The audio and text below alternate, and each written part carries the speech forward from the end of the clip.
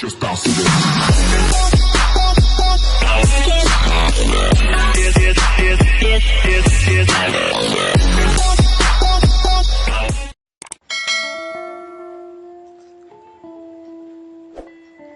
Assalamualaikum warahmatullahi wabarakatuh. Selamat pagi, selamat siang, ataupun selamat malam. Pada kesempatan ini kita akan mencoba untuk belajar bersama-sama. Kita akan mencoba untuk belajar bareng. Kita akan membahas materi listrik dinamis, di mana materi listrik dinamis itu ada di kelas 9 pada semester ganjil dan pembahasan yang kelima. Kita akan mulai materi ini. Marilah kita lihat slide demi slide. Semoga dengan proses pembelajaran ini kita bisa belajar bareng, ada suatu manfaat yang bisa kita ambil bareng, sehingga sesuatu yang dirasa sulit akan menjadi mudah adanya. Yuk, kita mulai. Listrik dinamis itu sebenarnya adalah listrik yang mengalir. Nah, saat kita membahas listrik dinamis, maka kita akan membahas hal-hal sebagai berikut. Yang pertama, kita akan berbicara tentang arus listrik, ya. Yang pertama, kita akan belajar arus listrik ini. Kemudian yang kedua, kita akan belajar tentang rangkaian listrik.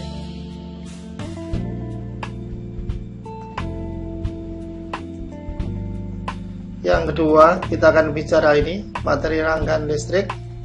Kemudian yang ketiga, kita bicara hantaran listrik, ya. Kemudian yang keempat, kita akan membicarakan tentang karakteristik rangkaian listrik. Jadi pada kesempatan ini kita akan berusaha untuk mengurai satu demi satu, tetapi karena materinya relatif panjang, maka pada pembahasan listrik dinamis akan kita penggal-penggal. Jadi part demi part akan kita bahas. Kita mulai. Yuk. Tadi yang pertama adalah arus listrik. Kita membahas tentang arus listrik dulu. Arus listrik adalah aliran muatan listrik atau aliran elektron dari potensial rendah ke potensial tinggi. Sedangkan kuat arus listrik adalah banyaknya muatan yang mengalir dalam setiap waktu.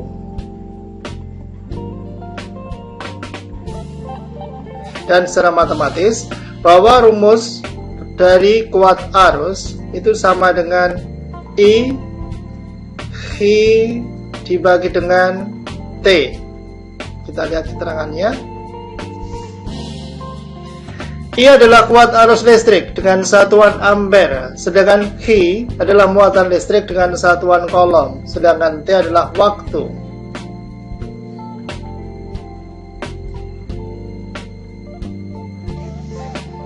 Dari contoh di atas, kita akan mencoba dari perumusan di atas, kita akan mencoba untuk membahasnya dalam bentuk persoalan sebagai berikut.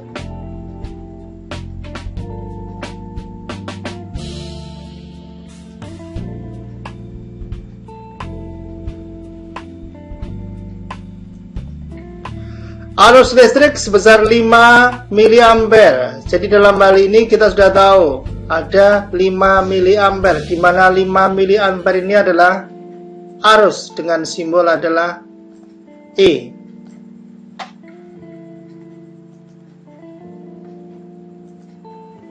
Kemudian mengalir pada suatu kawat pengantar selama 0,1 sekon. Berarti di sini yang diketahui adalah 0,1 sekon. Ini adalah waktu. Pertanyaannya,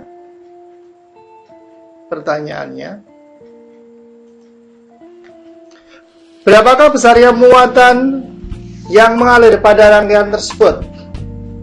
Kita akan mengulas kembali bahwa di sini yang diketahui pertama adalah I dengan besar 5 mA, kemudian waktu sebesar 0,1 sekon. Ditanyakan berapakah Q-nya.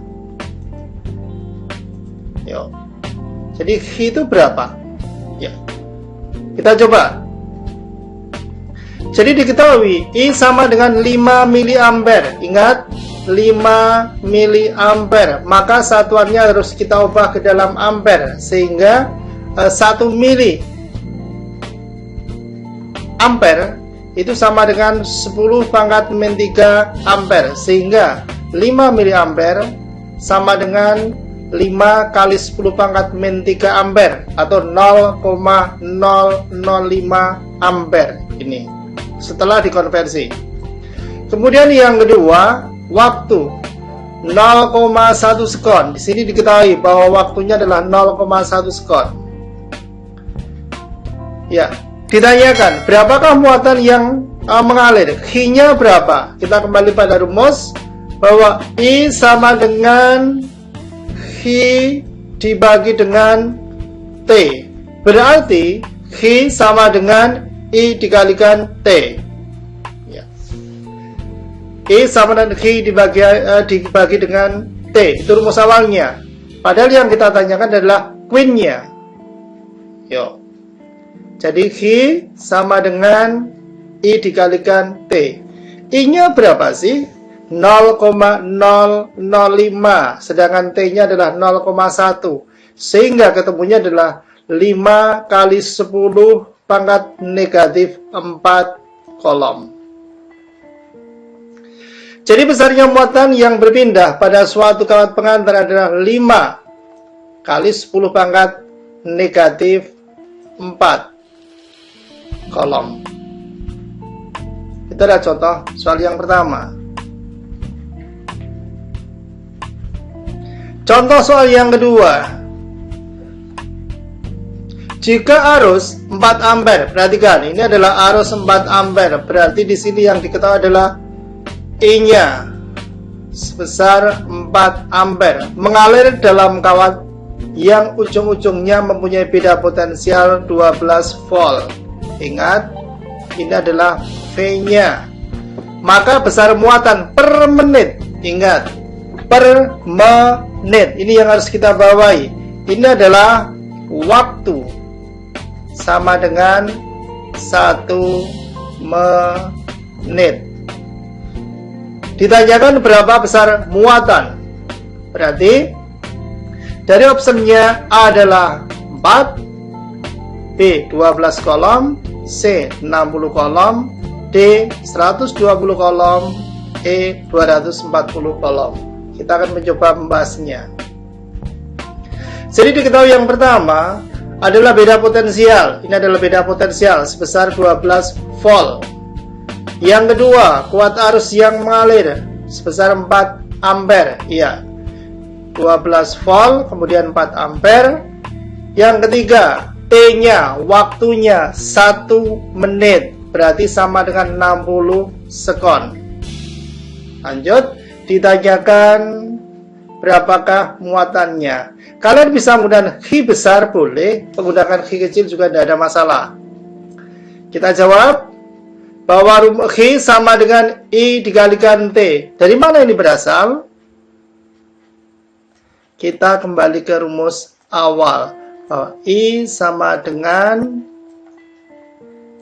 Q dibagi T. Asalnya dari sini. Kita masukkan I-nya berapa? I-nya adalah 4 ampere, T-nya adalah 60 sekon. Berarti ketemunya 240 kolom. Ya. Kita lihat materi hantaran listrik. Hantaran listrik. Hantaran listrik bahwa kuat tidaknya suatu benda dapat menghantarkan arus listrik disebut dengan istilah hantaran listrik.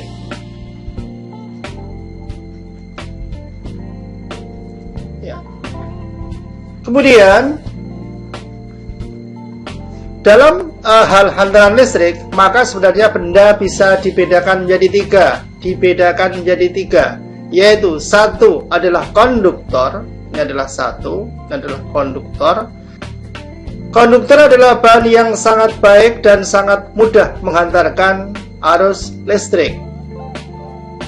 Yang kedua adalah isolator. Isolator adalah suatu bahan yang sukar menghantarkan arus listrik. Yang ketiga adalah semikonduktor. Semikonduktor adalah suatu bahan yang pada suhu rendah bersifat sebagai isolator, sedangkan pada suhu tinggi dapat bersifat sebagai konduktor. Kita lanjutkan. Mengapa kabel digunakan untuk mengalirkan arus listrik dari sumber listrik ke peralatan elektronik? Mengapa kita menggunakan kabel? Agar arus listrik dapat disalurkan dengan baik, maka dibutuhkan bahan yang mampu menghantarkan arus listrik dengan baik pula. Karena pada bahan ini, elektron dapat mengalir dengan mudah. Bahan-bahan yang dapat digunakan untuk menghantarkan listrik disebut dengan istilah konduktor listrik. Nanti kita akan membahasnya. Kemudian yang kedua adalah bahan isolator. Bahan isolator adalah bahan yang sangat buruk untuk menghantarkan listrik, karena di dalam bahan tersebut elektron sulit mengalir. Kalau kita kaitkan dengan paragraf pertama, mengapa kabel digunakan untuk mengalirkan arus listrik dari sumber listrik ke peralatan elektronik? Kemudian yang kedua, bahwa bahan isolator adalah bahan yang sangat buruk untuk mengantarkan arus listrik. Maka kita akan melihat pada ilustrasi di sini. Ya. Kabel, ingat, di dalamnya ada tembaga, di mana tembaga itu sangat mudah mengantarkan arus listrik.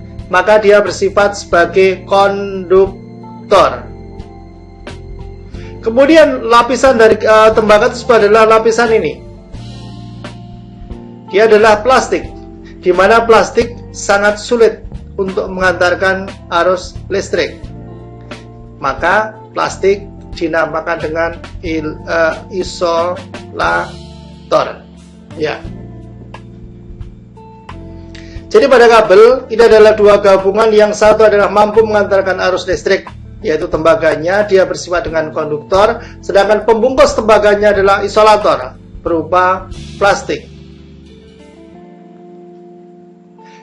Bahan semikonduktor adalah bahan yang jika berada pada suhu rendah bersifat sebagai isolator. Pada suhu rendah, maka semikonduktor bersifat sebagai isolator. Sementara pada suhu tinggi bersifat sebagai konduktor. Itu adalah karakteristik sebuah semikonduktor. Pada suhu rendah dia bersifat sebagai isolator, ini suhu rendah, sedangkan pada suhu tinggi dia bersifat sebagai konduktor. Contoh dari semikonduktor adalah karbon, silikon, germanium. Nah, sedangkan bahan-bahan tersebut pada bidang elektronika, maka bahan semikonduktor digunakan untuk membuat rangkaian transistor yang kemudian dirangkai menjadi integrated circuit atau IC, dan bisa kita lihat pada penampakan seperti ini. Pada PCB ini banyak sekali kita jumpai bahan semikonduktor. Di dalamnya ada resistor, dioda, transistor maupun IC. Kita lanjut. Bahwa besarnya hambatan setiap kawat yang panjangnya satu satuan panjang per satuan luas penampang disebut dengan hambatan jenis. Bahwa besar hambatan setiap jenis kawat yang panjangnya satu satuan panjang per satuan luas penampang disebut dengan hambatan jenis. Besar hambatan jenis berbeda-beda untuk setiap jenis, sehingga kita dapat menuliskan dalam perumusan di bawah ini. R sama dengan Rho, ini adalah R, ini adalah hambatan kemudian rho adalah hambatan jenis, R adalah hambatan kawat, kemudian rho adalah hambatan jenis dengan satuan ohm meter, adalah panjang kawat, kemudian adalah luas penambang kawat. Kita terapkan perumusan ini pada soal-soal berikut ini. Contoh soal.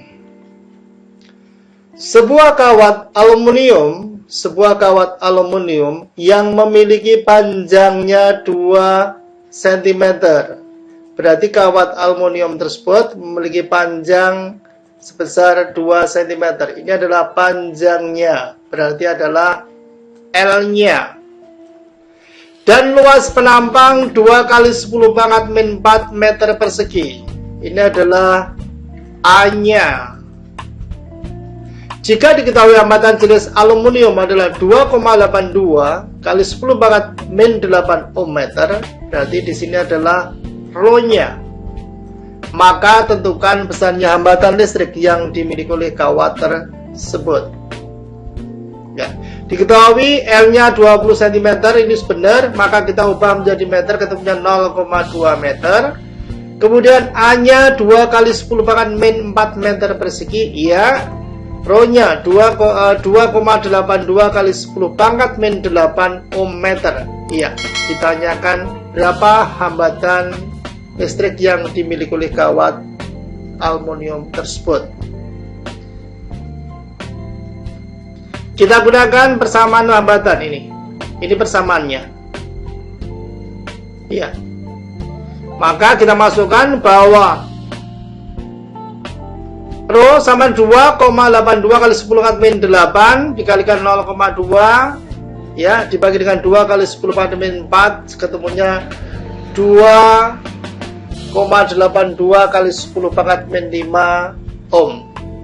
Jadi besarnya hambatan listrik adalah 2,82 kali 10 pangkat 5 ohm.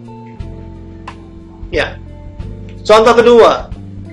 Seutas kawat yang mempunyai panjang 50 cm, berarti ini adalah panjang L-nya. Luas penampang 2 mm persegi, ini adalah A. Kemudian hambatan listriknya adalah 100 ohm, berarti di sini yang diketahui adalah hambatan listrik R. Dengan demikian hambatan jenis kawat pengantar tersebut berapa? Bisa ini. Bisa 2 kali 10 pangkat min 5 ohm meter, bisa 4 kali 10 pangkat min 4 ohm meter, yang D adalah 5 kali 10 pangkat min 2 ohm meter, sedangkan yang D adalah 8 kali 10 pangkat 2 ohm meter. Kita selesaikan permasalahan di atas. Diketahui dulu. Pertama adalah panjang 50 cm sama dengan 0,5 Betul. Luas penampang 2 mm persegi, berarti 2 kali 10 pangkat min 6 meter persegi. Betul? Kemudian R-nya 100 ohm, hambatannya 100 ohm. Ditanyakan berapa rho-nya? Kita jawab. Kita punya rumus awal bahwa L sama dengan rho dikalikan L dibagi dengan A. Tinggal rumusnya kita balik. Berarti rho sama dengan R dikalikan A dibagi dengan L. Ingat, rho sama dengan R dikalikan A. R-nya adalah 100, A-nya 2 kali 10 pangkat min 6 dibagi dengan A-nya 0,5, sehingga ketemunya 4 kali 10 pangkat min 4 ohm meter. Ya. Itu materi yang Bapak sampaikan. Semoga sesuatu yang sulit menjadi mudah dengan ilustrasi tersebut.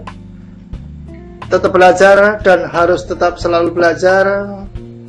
Akhir kata, Assalamualaikum warahmatullahi wabarakatuh.